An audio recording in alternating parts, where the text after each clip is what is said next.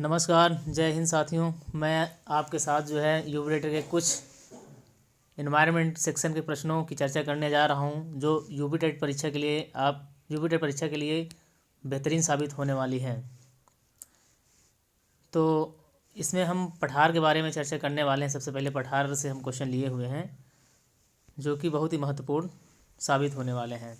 इसमें हम पठार के बारे में सबसे पहले जानेंगे, पठार होता क्या है। तो पृथ्वी का ऊपर उठा हुआ वह भाग जिसकी सामान्यतः ऊंचाई 300 मीटर या इससे अधिक होती है और जिसका ऊपरी भाग चौड़ा व सपाट होता है, उसे पठार कहते हैं। ठीक है। तो पृथ्वी के 33% भागों पर पठार का विस्तार पाया जाता है। पृथ्वी के 33% भागों पर पठार का विस्तार पाया जाता है। तो हमारा पहला क्वेश्चन इसी के साथ आया, प्रायद्वीपी के नाम से किस पठार को जाना जाता है। प्रायद्वीपी के नाम से किस पठार को जाना जाता है। तो इसका आंसर होगा दक्कन के पठार को, या छोटा नागपुर के पठार को, या रांची के पठार को, या हजारी कोडरमा के पठार को। जल्दी आंसर करिए कमेंट बॉक्स में दोस्तों इसका। तो इसका आंसर होने वाला है दक्कन के पठार को। ठीक है, इसका आंसर होगा दक्कन के पठार को हम प्रायद्वीपी पठार के नाम से जानते हैं। जो हमारा ये छोटे नागपुर का पठार है, इसी को हम रांची के पठार, हजारी कोडरमा पठार को संयुक्त रूप से हम छोटा नागपुर के पठार के नाम से जानते हैं। अगले क्वेश्चन की ओर बढ़ते हैं। दक्कन के पठार की आकृति है। अभी दक्कन के पठार की आकृति के बारे में पूछा जा रहा है दोस्तों। इसमें दक्कन का पठार की आकृति कैसे है, आयताकार है, या त्रिभुजाकार है, या वर्गाकार है, या गोलाकार है। जल्दी से आंसर करेंगे दोस्तों कमेंट बॉक्स में। तो इसका आंसर होने वाला है हमारा इसकी आकृति त्रिभुजाकार है। कैसी है? त्रिभुजाकार है। दक्कन के पठार की आकृति त्रिभुजाकार है। नेक्स्ट क्वेश्चन है हमारा किस पठार में लिग्नाइट, क्रोमाइट व ग्रेफाइट प्रचुर मात्रा में पाया जाता है। इसके लिए आंसर करेंगे दोस्तों। रांची के पठार को कहते हैं, या हजारी कोडरमा के पठार को कहते हैं, या छोटा नागपुर के पठार को कहते हैं, या दक्कन के पठार को कहते हैं। किस पठार में लिग्नाइट, क्रोमाइट व ग्रेफाइट प्रचुर मात्रा में पाया जाता है। तो किस पठार में? रांची के पठार में पाया जाता है, कि हजारी कोडरमा के पठार में पाया जाता है, या छोटा नागपुर के पठार में, या दक्कन के पठार में। तो इसका आंसर होने वाला है डी, हमारा दक्कन के पठार में लिग्नाइट, क्रोमाइट व ग्रेफाइट प्रचुर मात्रा में पाया जाता है। अगले क्वेश्चन पे चलते हैं। दक्कन के पठार का विस्तार वर्ग किलोमीटर में फैला हुआ है।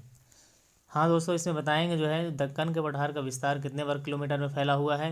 6 लाख वर्ग किलोमीटर में है, कि 7 लाख वर्ग किलोमीटर में है, कि 8 लाख वर्ग किलोमीटर में है, या 5 लाख वर्ग किलोमीटर में है।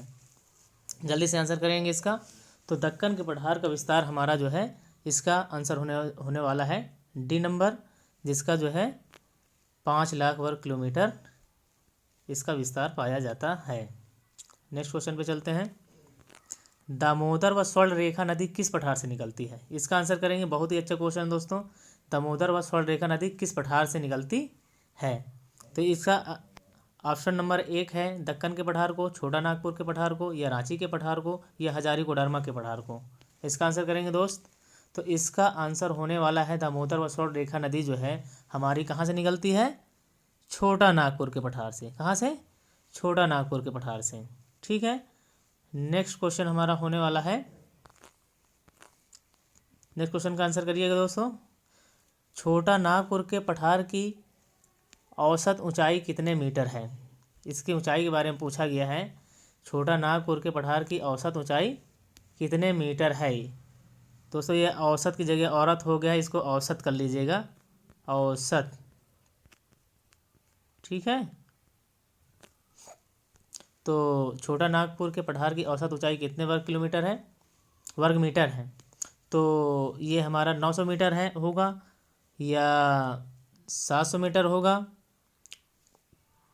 या 900 होगा, या 700 होगा, या 300 मीटर होगा, या 200 मीटर होगा। तो इसके लिए आंसर करेंगे दोस्तों। तो इसका जा रहा है ऑप्शन बी के लिए।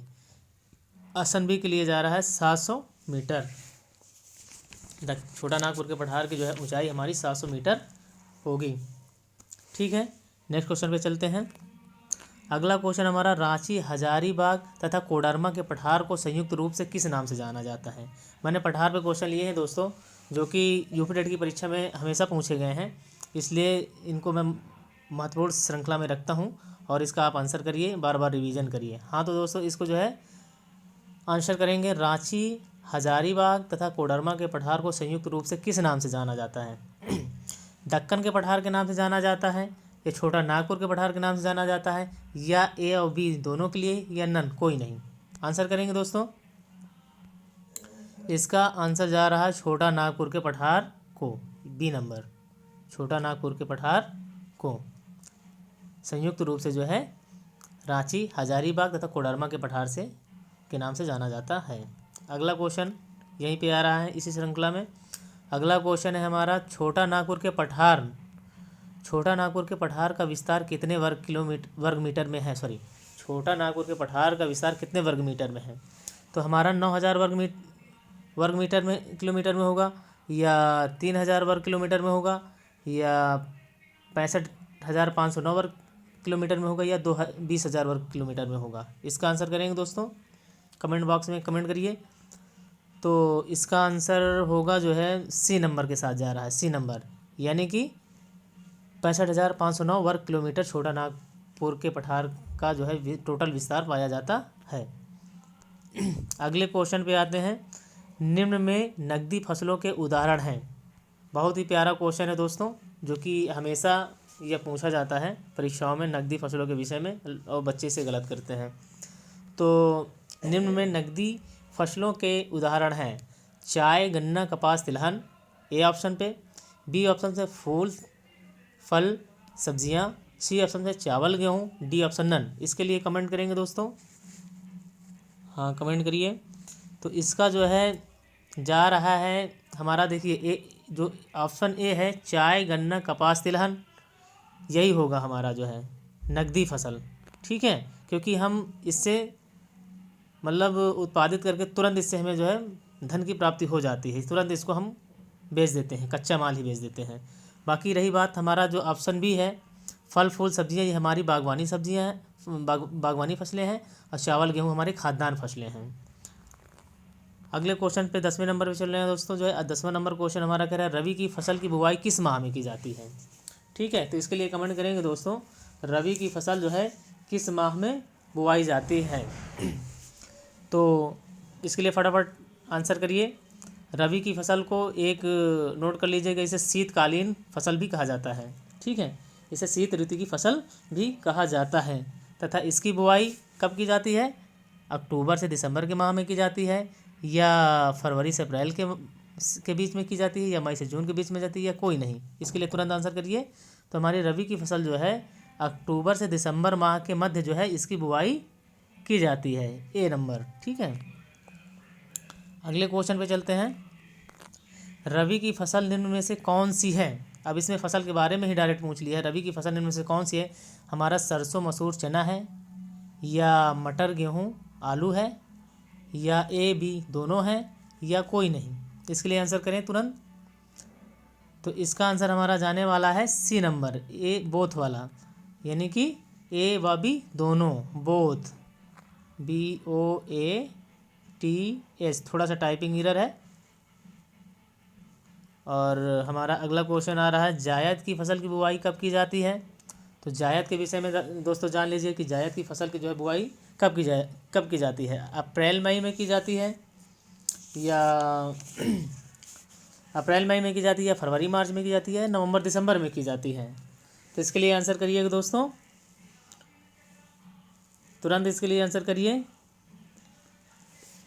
तो जायद की फसल की जो है बुआई जो है हमारी जो है फरवरी मार्च महीने में की जाती है, यानी ऑप्शन बी नंबर पे जा रहा है। ठीक है, ऑप्शन नंबर इसके लिए बी जा रहा है, फरवरी मार्च। ठीक है, यही हमारा सही होगा। बाकी इसकी जो है कटाई की अगर बात आ जाए दोस्तों तो अप्रैल मई में की जाती है। ठीक है, जायद फसल। ठीक, बाकी इसकी बुआई जो है इसके बारे में कुछ और फैक्ट जान लीजिए कि इसमें जो है प्रमुख रूप से जो फसलें आती हैं जो है इसमें हमारी जो है खरबूजा आती हैं, ककड़ी आती हैं, हरी पत्तीदार सब्जियां आती हैं, मूंग आता है, टमाटर आता है, मिर्चा आता है, सूरजमुखी तथा तिलहन इत्यादि फसलें जो है जायद की फसलें कहलाती हैं। ठीक है, और इसकी बुआई जो है फरवरी मार्च में की जाती है तथा इस कटाई इसकी अप्रैल और मई में की जाती है। बुआई तो यहाँ की जाती है। ठीक है, जो इसके लिए सही आंसर होगा।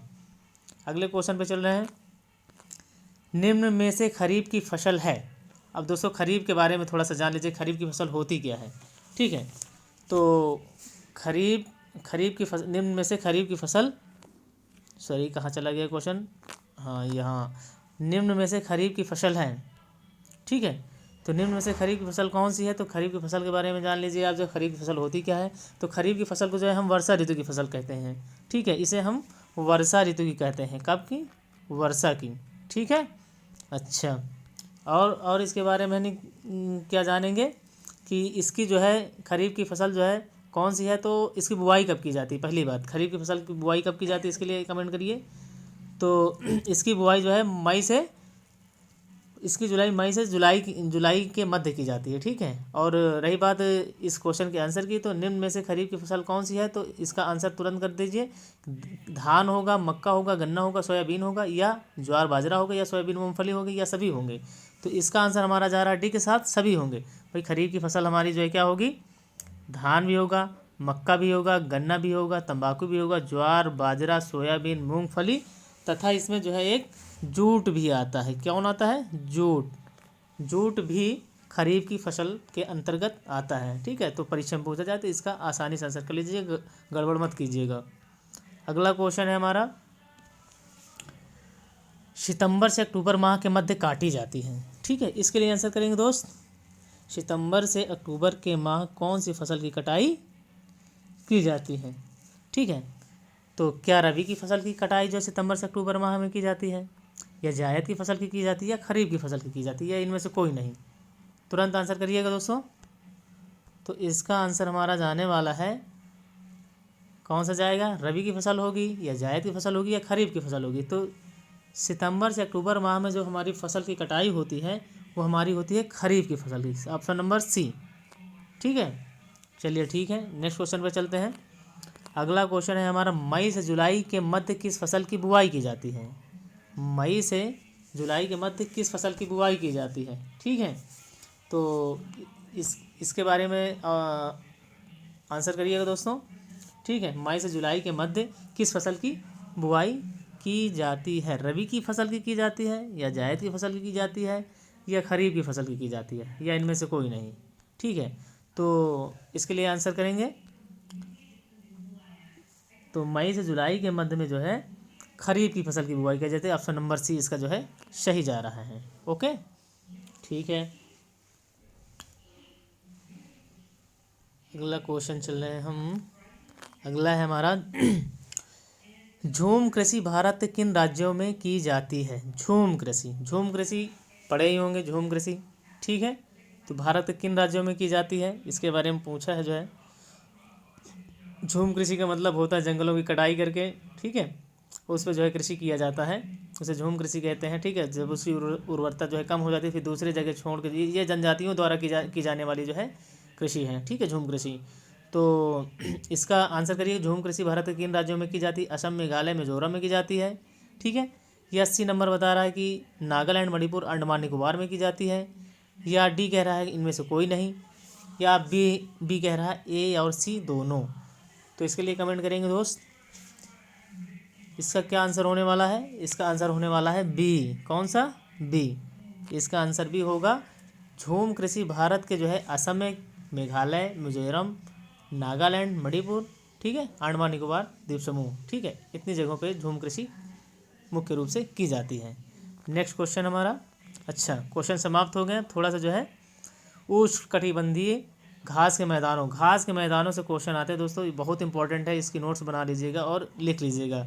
ठीक है, पक्का इसमें से जो है तो 1 या 2 नंबर का पूछने वाला है यूपी टेट में। ठीक, तो उष्णकटिबंधीय घास के मैदान, मीन्स उष्णकटिबंधीय का मतलब होता है जहाँ पे मतलब थोड़ी सी हॉट होती है, तापमान थोड़ा हॉट होता है, गर्म होता है, वहाँ की बात कर रहा है। तो उष्णकटिबंधीय घास के मैदान के अंदर हमारा सबसे पहले सवाना घास कहाँ पाई जाते हैं, घास के मैदान कहाँ पाए जाते हैं। तो ये पाए जाते हैं हमारे जो है अफ्रीका में। ठीक है, सवाना कहाँ पे, अफ्रीका। उसके बाद फिर कंपास पाया जाता है ब्राज़ील में, ठीक। उसके बाद लानोस, ये कोलंबिया वेनेजुला में पाया जाता है, ठीक है।